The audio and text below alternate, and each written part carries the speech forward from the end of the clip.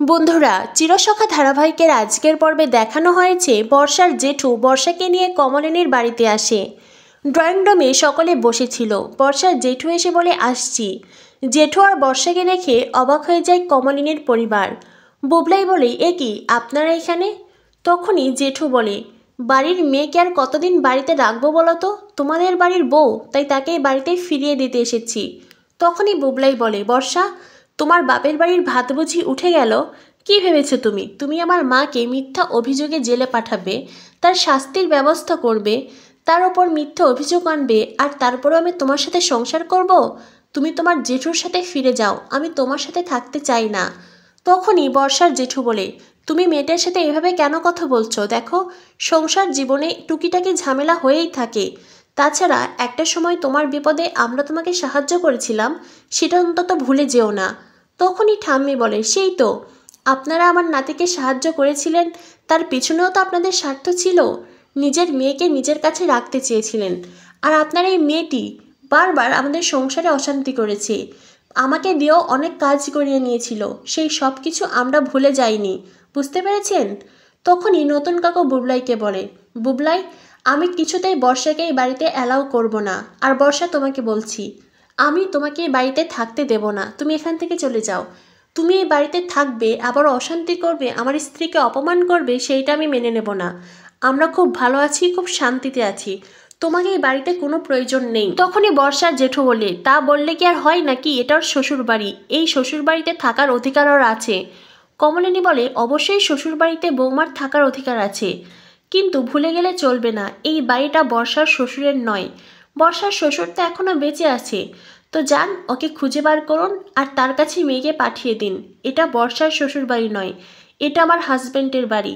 তাই এই বাড়িতে কে থাকবে কে থাকবে না সেই সিদ্ধান্ত আমার হাজব্যান্ড নেবে, অন্য কেউ নয়। বুবলাই বলে, তুমি কি ভেবেছো বর্ষা? তুমি আমার সাথে থাকতে আসবে আর আমি তোমাকে গ্রহণ করব? আমিও তোমার সাথে থাকতে চাই কি না সেটাও তো তোমার জানতে হবে।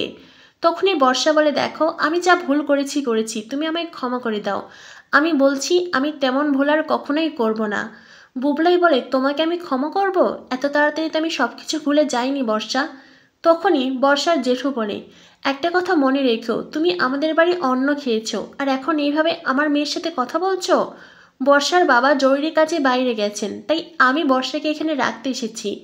আমার বাড়ির সবাই অসুস্থ হয়ে যাচ্ছে মেয়েটার সংসারের কথা ভেবে। আমার মা বৃদ্ধা, তিনিও তার নাতনির কথা ভেবে অসুস্থ হয়ে যাচ্ছেন, মানসিক যন্ত্রণায় আছেন।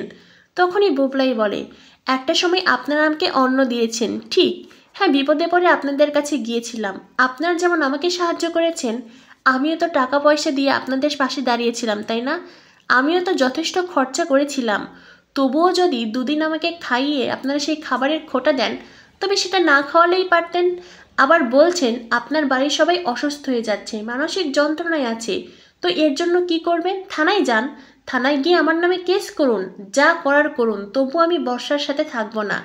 তখনই বর্ষার জেঠু বলে, তুমি কিন্তু এইভাবে কথাগুলো বলতে পারো না, দেখো, এইভাবে সিদ্ধান্ত নিলে হয় না, সংসার জীবনে সামান্য ভুল ত্রুটি হতেই পারে। তখনই স্বতন্ত্র বলে, সামান্য ভুল? আপনাদের বাড়ি মেয়ে বুঝি সামান্য ভুল করেছে? নিজের শাশুড়িকে ও জেলে পাঠাতে চেয়েছে, তাকে কাঠগড় অবধি নিয়ে গেছে, কোন সন্তান সেটা মেনে নেবে বলুন তো? বুবলাইও মানতে পারছে না, তাই বুবলাই বর্ষার সাথে সংসার করবে না। এরপরেই বুবলাই বর্ষাকে বলে, তবুও আমি তোমাকে একটা সুযোগ দিতে পারি, তবে হ্যাঁ, তোমাকে আমার শর্ত মানতে হবে।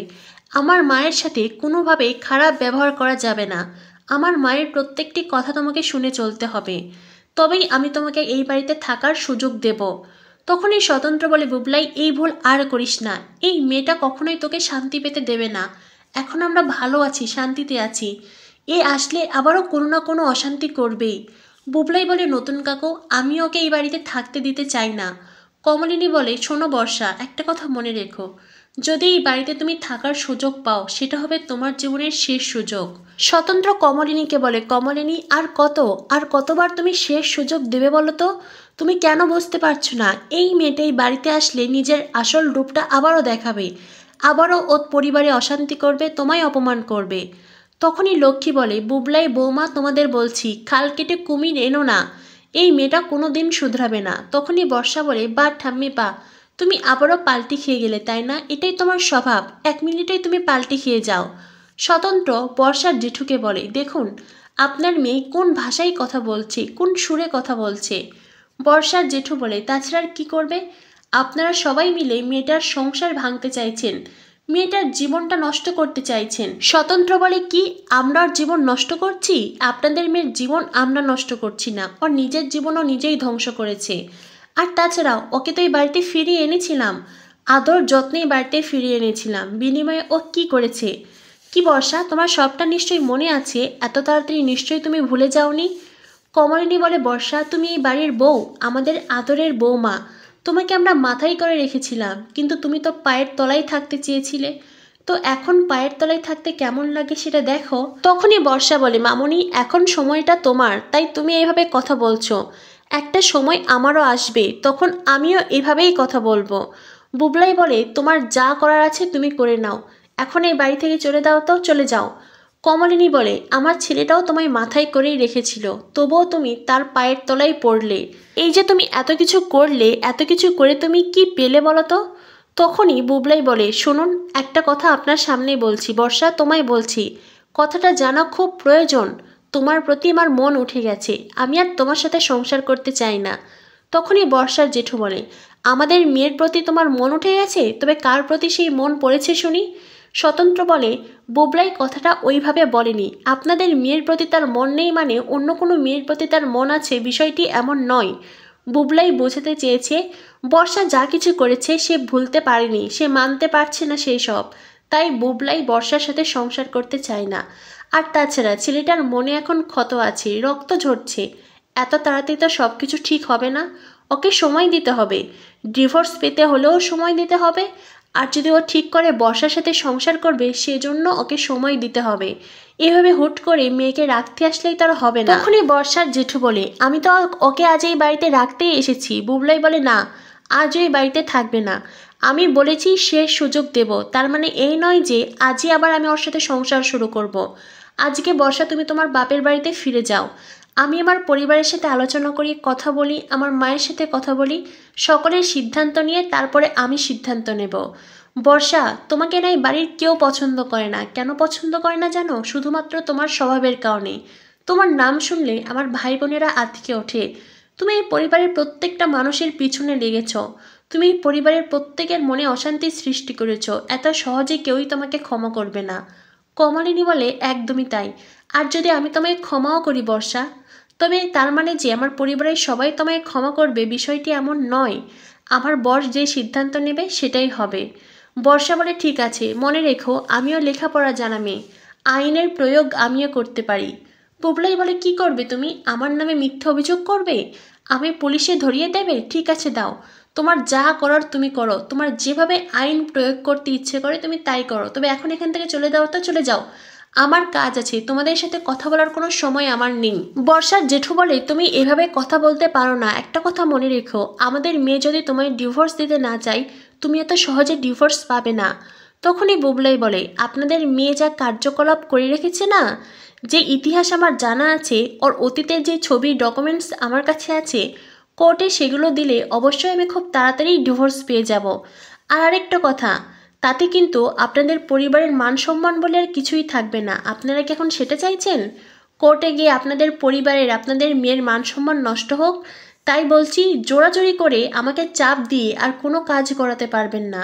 তখনই বর্ষার জেঠু বলে, তোমার মা তোমায় টুপি পরিয়েছে তাই না? তখনই বুবলাই বলে, হ্যাঁ ঠিক যেমনি আপনারা আমার মাথায় টুপি পরিয়েছিলেন ঠিক তেমনি, তবে জানেন তো আপনাদের টুপির চাইতে আমার মা যে টুপি পরিয়েছে সেটাতে আমি খুব ভালো আছি, এখন আপনারা আসতে পারেন। বর্ষা তখন বুবলাইকে বলে, তুমি এভাবে আমায় অপমান করে আজ তাড়িয়ে দিচ্ছ, ঠিক আছে আমি যাচ্ছি, একটা কথা মনে রেখো, তোমরা সবাই মিলে আমার বাড়িতে যাবে, আমার সামনে হাত জোর করে আমাকে ফিরিয়ে আনবে। তখনই বুবলাই বলে, তবে তুমি বাড়ি যাও, এখন বসে বসে সেই স্বপ্ন দেখতে থাকো। বর্ষা তার জেঠুকে নিয়ে ওখান থেকে গটগট করে বেরিয়ে যায়। অন্যদিকে বুবলাই হতাশ হয়ে সোফায় বসে পড়ে। তো বন্ধুরা বুঝতেই পারছো, কমলিনী বুবলাই কেউই বর্ষাকে এই বাড়িতে ফিরিয়ে আনতে রাজি হলো না। অন্যদিকে বর্ষাও চ্যালেঞ্জ করে গেল এই পরিবারের সবাই তাকে ফিরিয়ে আনবে। তবে কি বর্ষা এবার অন্য কোনো পরিকল্পনা করবে? বর্ষা কি এবার থানায় যাবে নাকি মিথ্যে প্রেগন্যান্সির নাটক করবে? হয়তোবা বর্ষা এবার বুবলাইকে বলবে সে মা হতে চলেছে, যে খবর শুনে কমলিনীরা বর্ষাকে ফিরিয়ে আনতে বাধ্য হবে। কি হতে চলেছে চিরসখা ধারাবাহিকে? চিরসখা ধারাবাহিকের পরবর্তী আপডেট পেতে আমাদের সাথেই থেকো। ধন্যবাদ সবাইকে।